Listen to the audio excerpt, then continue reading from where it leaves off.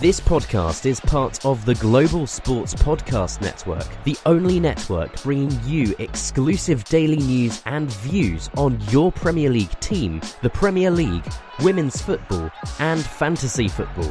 A unique listening experience that puts fans first, bringing you the very latest breaking news from your team. Subscribe wherever you get your podcasts and make us your first listen every day. The Global Sports Podcast Network. Every club, every day.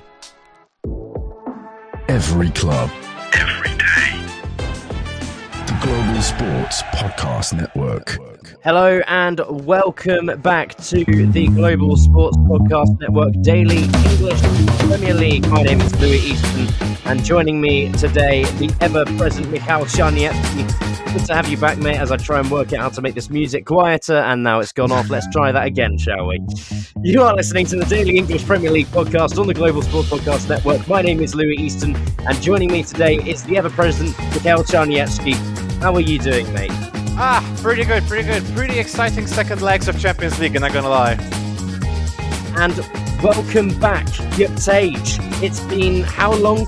Many people who listen to this probably won't even remember you, but you were first out of the season. Things got a bit busy, but finally you found some time to get back to the important stuff. Yeah, no, it's good to be back and excited to speak about the Champions League. Okay, and that's exactly what we're here to do today.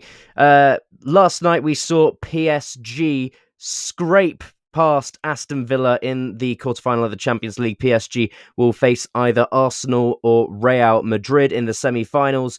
So let's talk about that game. Michał, Yes. What a quarterfinal. Absolutely amazing. Plenty of chances for both teams.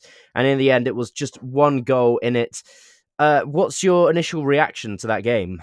Oh, my initial reaction was, my God, was Aston Villa close. And to be honest, I feel so sorry for all of those supporters gathered at Villa Park because, for example, okay, like in the first half, after like Nuno Mendes and Hakimi scored, maybe not necessarily in that order, but still, being 2-0 down. I mean, like you, Louis, you can relate to that. How I would like what it feels like to be, have this significant difference that you just have to, somehow catch up to, like 2005. Yeah. Of course, every single Liverpool fan will remember that. And yet there was this spark of Istanbul. This atmosphere of Istanbul was in the air, and right on cue, first, okay, of course, Tielemans scored with like this goal before the break, but then McGinn and Konsa, like 2 goals in 2 minutes.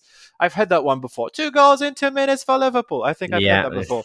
So basically it was super close. I really liked Marcus Rashford again. Like, of course, many Man United fans might say, what are you talking about? What? You like Rashford playing? What are you talking about? Yes, of course I did, because he's having the time of his life there. Just, a couple of stats for you there. Marcus Rashford's game by numbers: 12 touches in opposition box, 4 chances created, the most out of any Villa player, 4 take-ons completed, 2 shots on target, 1 assist. I mean, Rashford, definitely, we have seen a new life since he left Manchester United, as often happens with these incredible players. Once they leave Manchester United, they start performing, and this has been the case. But didn't get a goal. He had a couple of chances, and at times, Japtej, I felt that he was a little bit wasteful. He was a bit high risk, high reward, but for him to set up that goal was quite special. What did you make of his performances? And are there any other Aston Villa players you'd like to highlight for their performances in taking the fight to PSG? Yeah, I mean, Rashford, I agree with you. First half, he was a bit up and down, but then the second half, I thought his performance was special. Like you mentioned, the assist for Konsa was just, a ridiculous assist. I think actually Matty Cash impressed me. Coming up against the PSG wingers is no mean feat, and he did a really good job. And yeah, I mean, when it was 5-1 to PSG on aggregate, you really felt that they had no chance. I actually even switched over to the Dortmund-Barcelona game at that point. Yeah, I did as well. I mean, I'm surprised how close that they brought it. I feel a bit sorry for the squad and Unai Emery because, the season that they've had in Europe, they sort of deserved maybe to take it to extra time. But yeah, just a great night, and I'm sure that the fans will never forget that. And To be honest, there were times when I was looking at Aston Villa's midfield and I just couldn't work out what the positions were. We often have this problem whenever we watch Unai Emery's teams. But, I mean, Camara was the only one that I really thought, okay, well, I know where he's playing. But Tielemans, McGinn, and Morgan Rogers were a bit all over the place, especially in that second half. It just seemed like tactics went out of the window. I thought Morgan Rogers had a pretty difficult second half. I don't know if either of you will agree with me on that, but I thought he was quite wasteful and he was just making a couple. I mean, I don't know if that comes down to experience or occasion, but Morgan Rogers just didn't really get too much of a look in the second half. And I thought Vitinha for PSG is just, I think he's absolutely unbelievable. We don't really say much about him. I mean, he's only 25 and he's got a long way still to go in his career. He completed the most passes in the match as well. And he's sort of taken up that Sergio Busquets role in just sort of holding the midfield just in front of the defence and sort of predicting where the ball is going to go. He does a fantastic job of that. And I look at that PSG defence as well. Willian Pacho is someone that's really come into their own this season. But I'd like to talk more about the fullbacks. Achraf Hakimi, of course, up and down that right wing, seemed to be the real provider of chances, ball carrier for PSG in Villa's third. But let's talk about Nuno Mendes. I mean, this is just an unbelievable player. We saw him completely lock up against Mo Salah when they played against Liverpool. Open question. Is Nuno Mendes the best left back in the world? Yes. Mm-hmm. Yep. Yes. I'm really, yeah. Like, I do not think I can offer any kind of argument to that. I mean, I wanted to add to what you said before about Morgan Rogers and how he was just limited in, like, basically what kind of opportunities he was given in the game and what kind of opportunities he created for himself. He was really limited there, and well, that's part to Nuno Mendes' work. So, but overall, the entire defense of PSG, okay, just aside the fact that they conceded 3 goals, but then again, if you lead by such a big margin on aggregate after the first leg, then, you know, if you concede 3 goals, if you concede 3 goals, then it doesn't really matter because you're still through, and then all of a sudden you just have those, let's just say, priorities somehow reshuffled and somehow, you know, regrouped. So yeah, all things considered, nevertheless, those 3 goals, I really like the defensive posture of PSG in this game. They just looked so organised and sort of outclassed them. I did think that Kvicha Kvaratskhelia, Japtej, I thought that he really struggled towards the end because up until stoppage time, Villa were just having all of the ball, and whenever PSG did get into their third, usually courtesy of Achraf Hakimi, it came to Kvaratskhelia and he just swung his foot and it went over the bar, it went wide, or it was a tame effort.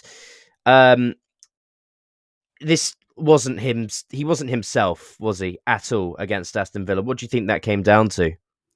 Yeah, I mean, I think a few of their players had a bit of an off night. Ousmane Dembele as well, he was quite quiet. Yeah. I think, you know, with the depth that they've got, some of their forwards can afford to have these off nights. And obviously with the buffer that they had as well, it didn't end up being too costly. And I think for some of them as well, it's a case of rising to the occasion. In the first leg and in the 2 legs against Liverpool, they were all up for it. Maybe today coming into the game, knowing that they had this buffer, they didn't have that same necessity to perform at that level. I think if they are up against Arsenal in the next round, especially with the way that Arsenal beat them earlier this season, players like Kvaratskhelia, Ousmane Dembele, I think we'll see them at the level that we're used to.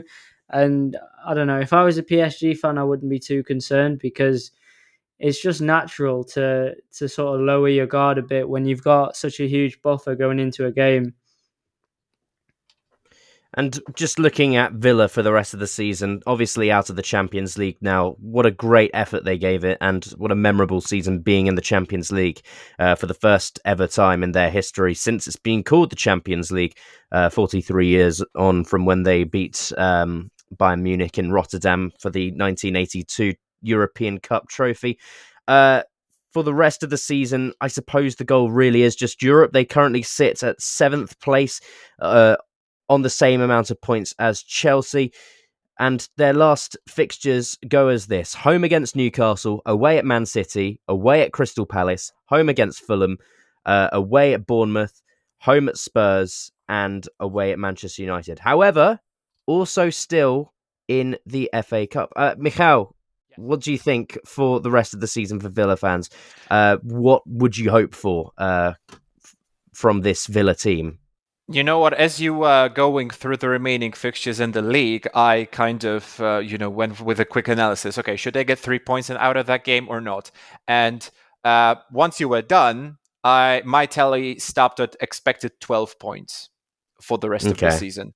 At least 12 points, because I just do not imagine Aston Villa losing to Manchester United. I do not imagine them losing to Crystal Palace. 12 points at least. And 12 points would give them 66 points.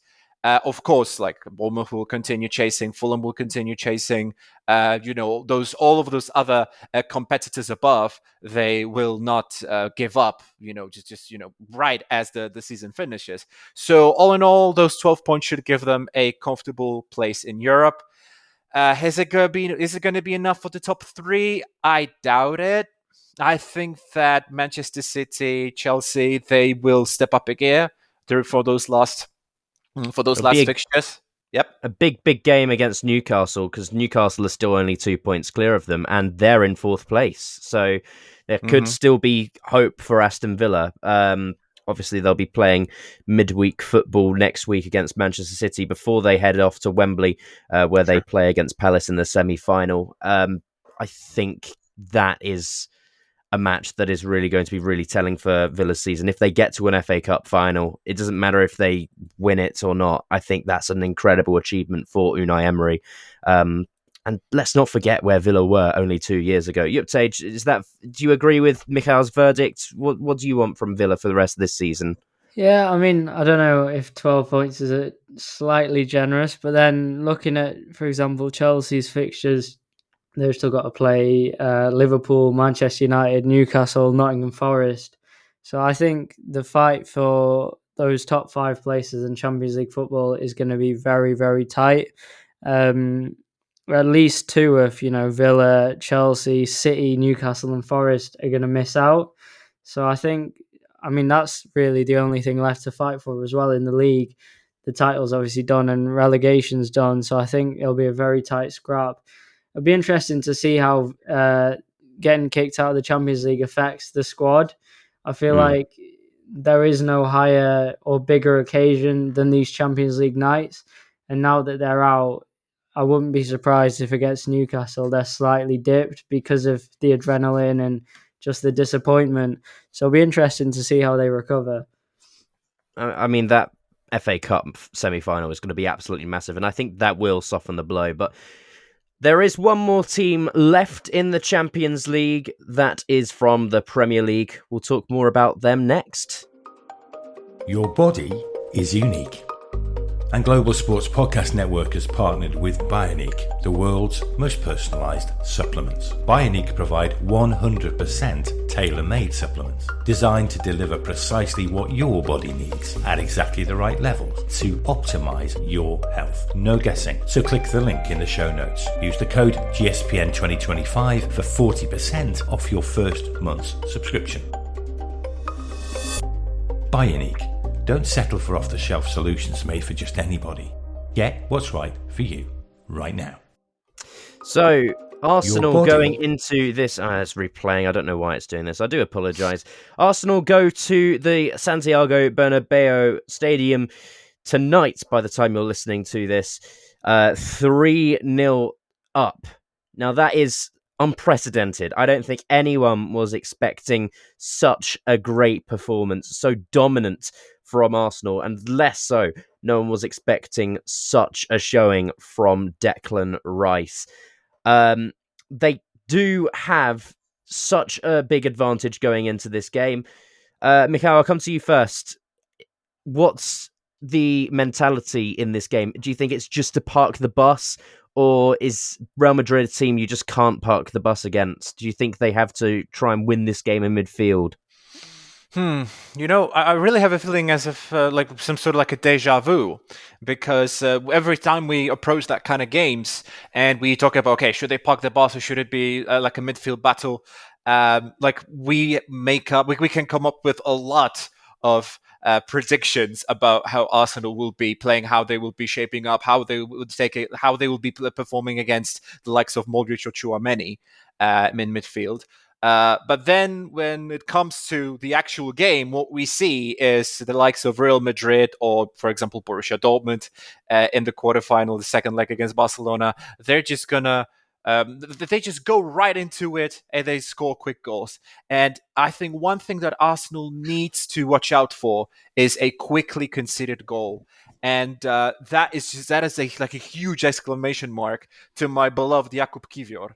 I just hope that he does not commit such mistake, in the first 10 minutes of the game, I just hope that he'll somehow hold on. And I really believe in him. And as far as Thomas Partey, Odegaard, and then Declan Rice go, as long as they maintain the same quality and this tactical discipline that they presented at the Emirates, Arsenal should calmly proceed to the semi-final against PSG, right? If I remember correctly. Yes, against PSG. So that will be, I think that will be the biggest challenge, because PSG are a team that I can see winning the Champions League for the first time in their history this season. I just think the way they're playing is absolutely phenomenal. Now, Arsenal have been given a couple of boosts ahead of this game that may put Kiwior's place in contention. I do apologise, Michał. Ben White will be available for the game, and so will Thomas Partey, who was the only player to get booked last week against Real Madrid. Will he play at right back? Will he play in midfield? It's yet to be seen. But Sage, something I want to ask you now. Who can you see playing up front for Arsenal against Real Madrid? Will it be Mikel Merino? He had a great bit of luck last time out, scoring that goal. Or will Leandro Trossard be up front? Well, how would you like to see it? I think I'd probably go with Merino because, as you mentioned, he scored, and also that physical factor. If Real Madrid are getting, set pieces, corners, and free kicks, then he's a taller man, better to head the ball. But I think really, I don't really think it's that an important decision for Arsenal. I think it's more about, like you mentioned, asking Mikel how they want to play, because if they are to park the bus, I'm not sure how viable a strategy that is. They're not really a team who's set up to do that ever, apart from if they're maybe 1 or 2-0 up and it's the 50th, 60th minute in the Premier League, and then they bring on a man, make it a back five for the last 20, 30 minutes. Going into a game at the Bernabeu from the start, parking the bus, I just don't see that they will do that. And I think that Real Madrid as well, just the feeling around the club, I've seen a lot of stuff coming out in the media the last week, how confident Real Madrid are. The word remontada has been used a lot in the squad. Now, how much of this is true and how much of this is, make believe is up for debate.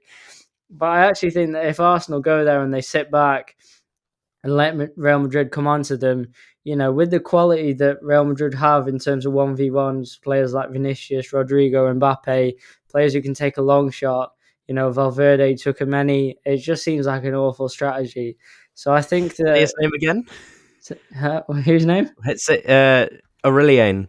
Tchouaméni. Tchouaméni. How would you say it? Tchouaméni. Sorry, I'm not French. Neither am I. It's all good, mate. I've never heard anyone say it before. Anyway, sorry, you were saying, these are players. Yeah, I just think that'd be the wrong strategy. I think that, listen, they've got a big enough lead that they can go there and play their football. And yeah, it'll be interesting to see how the first half goes, because if Real Madrid score in the first half, then I think, the second half will be very tense and you'd be thinking that they can go and turn it around. If Arsenal can shut up shop and even score in the first half, then, they think that they've got it. And Arsenal have, they've got to approach this in the right way. Can I just drop one quick stat about the first leg, which could give us an indication on where this conversation should go? Because that is interesting. Arsenal made 115 high-intensity pressures in the final third in the first leg of at the Emirates. This was more than 3 times as many as Real Madrid, whose total of 36 was the lowest of any side across this season's quarterfinal first legs. And what does that tell us? Yeah, I think that sort of speaks levels of how Real Madrid approach a game. They don't really go out fighting. They sort of just try and outclass them in midfield. I mean, when you look at that midfield, Tchouaméni, Bellingham, Valverde, Camavinga obviously suspended for this one. But that is a team that you can't really beat it. I can't think of a better midfield in world football at the moment than that one. Obviously, they're going to be so motivated going into this game, and obviously they're down 3-0, so that could be grounds for remontada. But I just think how important an early goal is in this game can't be overstated. That is, if they score in the first 5 minutes, then that's another 85 minutes for Real Madrid to score to, and they do like to get more into the game in the second half. I'm just looking at those fullbacks, though. Lucas Vasquez and Fran Garcia is probably going to be starting. Obviously, Mendy's still out. Daniel Carvajal is still out. Obviously, Eder Militao is out for the rest of the season as well. That is a place of vulnerability, and I think that's what Arsenal were thinking for that first leg. They're not world-class players. They're in a world-class team, but those aren't world-class players in particular. They can't deal with the press as much. Japtej, is a remontada on the cards for this one? If they get an early goal, can you see Arsenal just make it to the 90 minutes without conceding 3? Do you know what? Maybe it's the hope speaking, but I sort of can see it. I feel as well, something that not many people have spoken about in last week's game. In the first half, it was sort of back and forth. Arsenal probably had the edge. But apart from Saka going forward, they didn't pose much threat. And then they obviously scored against Real Madrid with 2 free kicks. Without those free kicks, it could have been completely different. Yeah. And Declan Rice has never scored a free kick. So I don't know how much they still have to offer going forwards tomorrow. So I feel like if Real Madrid can score in the first half, and this Arsenal team have proven year after year that they struggle to hold their nerve. 3-4 years ago against Newcastle, when they were fighting for top 4, they bottled it. Was it 2 years ago against Southampton and West Ham when they were going for the title? They bottled it. Every year, this team has proven that when the going gets tough, they struggle. So if they concede an early goal, and I'd class early as just in the first 45 minutes, if they concede in the first half, I think they will bottle it. So that's the Chelsea fan speaking right there. Unbelievable. It's in us. Don't worry, you've won your 2 Champions Leagues. You don't have to feel too bitter about it. But it's going to be such an interesting game, this one. Definitely one to keep our eye on. Obviously, Bayern versus Inter will be happening at the same time. So we're going to be spoilt for choice once again with the Champions League. And obviously, whoever wins this one will face PSG. Quick question to each of you boys. Firstly, Michał, who's winning the Champions League, in your opinion, at this stage? We've seen enough football. We've seen how well they played in the first legs. PSG are through, looking phenomenal against Villa. Barcelona looking equally phenomenal against Dortmund. Who have you got? To all the viewers, I hope that you're seeing this gesture. This is a gesture which means time for some curse throwing, because I did throw one curse. Touch some wood. But you know why? It's because I'm on the record on this podcast saying that Newcastle have they have 0 chances of claiming any title this season, and then lo and behold, they won. So I'm gonna throw a curse right there. PSG is to win the entire Champions League. Let the curse do the trick. I don't think that's too controversial. I think I would have said PSG or Barcelona. Japtej, go on. Who have you got? I think PSG. I think it'll be a PSG-Barcelona final. And I think if you put up those 2 teams against each other, they're both really good. But I think Barcelona have more flaws, namely Lewandowski. He's a bit of a hindrance. I know that he's putting up the numbers, But in terms of defensively, no. Listen, Mikel, I speak to quite a few Barcelona fans, and they're not happy with him. If you stack up the two squads and the contribution of each player, I feel like PSG have more across the board, so I'd go with PSG. No, I completely disagree. Nah, come on. Both number one, look at the stats. Number two, look at the tactical abilities of this man. He doesn't have to appear on the score sheet every single game to make a contribution. Come on. No, but the thing is that Barcelona fans actually say the opposite, that his only attribute is appearing on the score sheet when he's not scoring now. And I'm not criticizing him as a player of his career. People have said that over about Mo Salah before as well. No. I'm just talking about now in this older age of his career. He doesn't offer much off the ball, dropping back defensively in terms of when he's not scoring. Listen, it's just a prediction in terms of what would happen in the final, but I think PSG are stronger than Barcelona. Okay, that's upset. Absolutely. No. Shocking opinion.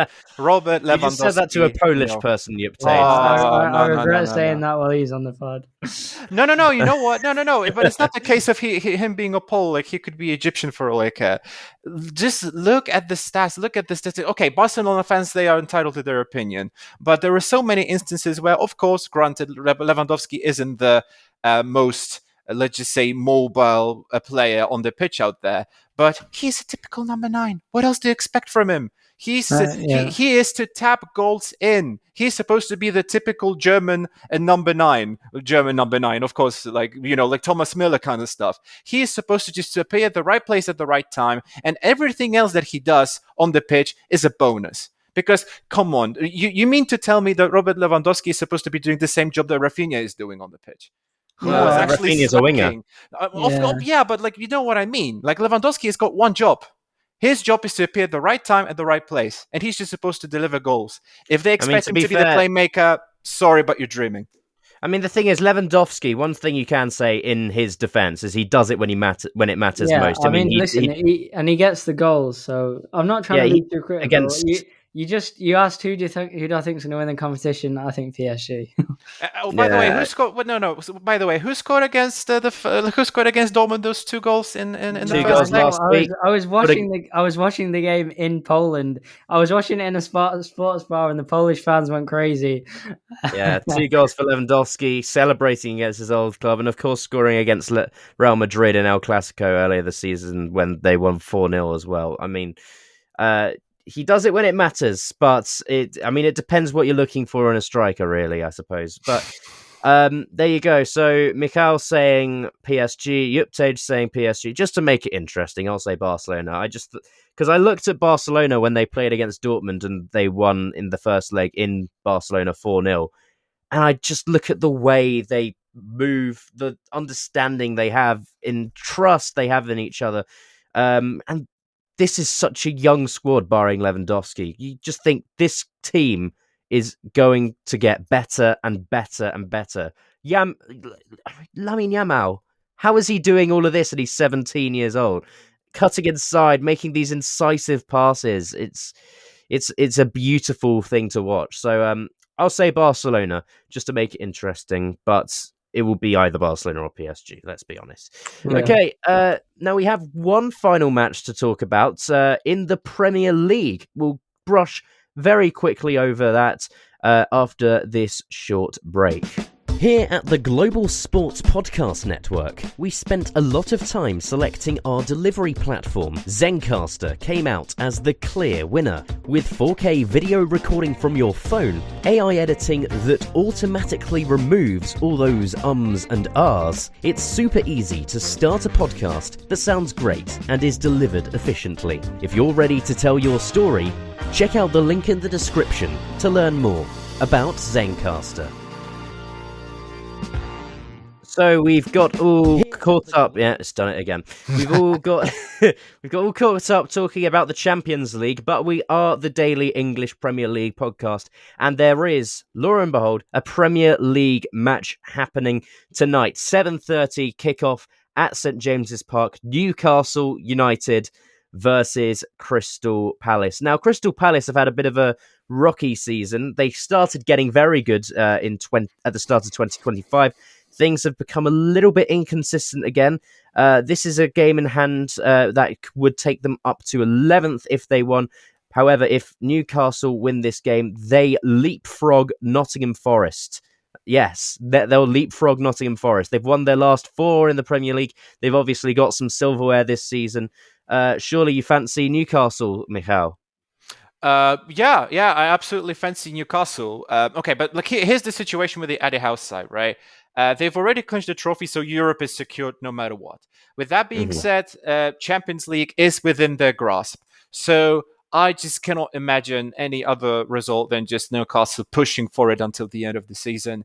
I really expect Gordon to have some nice display again. I expect Isak to start scoring goals. To be honest, I kind of long the Newcastle side that I saw in the Carabao Cup semi-final against Arsenal, which was basically the masterpiece of Eddie Howe's, tactic about transitioning from defense to offense, just hitting a far superior team at the break and being successful. I would love to see that again. But then again, maybe against a team like Crystal Palace, maybe I'm asking for too much, perhaps. So a good showing, good 2-0 victory against Crystal Palace would do. Sage, obviously a big win for Newcastle at home against Manchester United last time out. Crystal Palace went to Manchester in their last time out. They started the game well, but ended up losing 5-2 against Manchester City. 5 different goal scorers for Man City as well. What can you expect when watching Crystal Palace at the moment? Because honestly, they're a different side every time I watch them.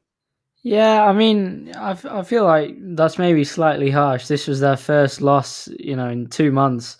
So I think that I think they've won like 15 out of their last 18 games or something insane like that. So I think it'll be a bit closer than maybe what people think. I think Newcastle probably will win. And also something that we've not mentioned in the race for the top 5 is that Newcastle have a game in hand over all the teams around them. And the form that they're in is just blistering. They're running through teams. Eddie Howe should be back in the dugout. I feel like, good. They'll get the win. And listen, I think they're one of the teams who are nailed on for the Champions League. I think Liverpool, Arsenal, and Newcastle are the 3 who have definitely got it. So, yeah, I expect Newcastle to win. One thing I will like to mention about Newcastle, obviously, Gordon didn't play he didn't start last time out. And Harvey Barnes has been a fantastic substitution. He's got 8 goals this season and 3 assists. But I'd love to look at that midfield, because I look at that midfield 3 of Newcastle, Joelinton, Tonali, and Guimaraes. How many better midfields are there in the entire league? I mean, maybe Liverpool with Gravenberch, McAllister, and Szoboszlai. Arsenal, when they have a fully fit midfield, is fantastic. But Newcastle, the way they play in that midfield, they offer a bit of everything. Michał, how important has Sandro Tonali been to this Newcastle side since he came back from his suspension? To be honest, massive. I think it had like a massive contribution to how Newcastle played. And I mean, last 5 games and 4 victories, 56 points clear with a game at hand. I really expect Sandro Tonali there to make another great appearance. Just, fingers crossed. Like I said, I would love to see that nice, like refreshing Newcastle performance yet again. I saw it against Manchester United. It wasn't good for me, though. Yeah, that was... Well, that's kind of what you've had all season, really, as a Manchester United fan. You'll be pleased to know that we're not doing another podcast on them at the moment. Please. But one final point I'd like to make on Newcastle, Japtej. How well have they coped without Lewis Hall? Because Livramento and Trippier are both very capable players at filling in at left back, but it just doesn't seem like anything has changed. Yeah, I mean, well, that's what you've got with the quality and depth. I mean, Livramento, I think he's one of the best young fullbacks in the country. So I don't think it's too surprising. I think really it's a testament to the way that they've built this squad. They've got real quality across the whole squad. It's interesting that we're talking about Tonali a little bit, because he is under investigation again for a new, gambling spree or whatever. So I mean, there's a chance that he could get suspended for a very long time again. Oh, for goodness sake. I didn't know about this. That is... it'll be interesting to see how that one goes. I mean, he's a brilliant player, but obviously if it is the case that he gets found guilty, then that'll be a big problem for them, but we'll see how that one goes. Oh, it's so annoying. Like, it's your own money. Do what you want with it. That's what I think. You're not doing anything illegal. As a footballer, can you be betting on games that you're, indirectly or directly involved with? I would. I think so. It either gives you motivation. Listen. Hear me out, boys. One thing I will say about that. With the yellow card thing, red card thing, fair enough. I understand that sort of thing. However, if it's for a team to win, like your own team to win, surely that's fine. But if it's your own team to lose, that softens the blow. Come on, that will help you sleep at night. It's like, what a painful loss. At least I'll get my 50 grand or whatever they're betting on. But come on, man. Yeah, that's my opinion of it. Have this debate with Eddie Howe and see what he says. You make a valid point there, Japtej. Okay, so Newcastle kicking off against Crystal Palace half an hour before the rest of the Champions League games. I say the rest; they're not in the Champions League. Half an hour before the Champions League games. So plenty of football, and we've got even more European football in the Europa League and the Conference League on Thursday night. We'll talk about that very soon, but you have been listening to the Daily English Premier League podcast. My name is Louie Easton. Thank you very much. Very grateful to have you here, and a massive welcome back to Japtej. Hopefully we'll have you in one that's got a few months' time, hopefully before then. And of course, the ever-present Michał Czarniecki. Thank you very much for joining as well. Hope you enjoy all the football. Take care, and we'll see you soon. This podcast is part of the Global Sports Podcast Network, the only network bringing you exclusive daily news and views on your Premier League team, the Premier League, women's football, and fantasy football. A unique listening experience that puts fans first, bringing you the very latest breaking news from your team. Subscribe wherever you get your podcasts and make us your first listen every day. The Global Sports Podcast Network. Every club, every day. Every club, every day. The Global Sports Podcast Network.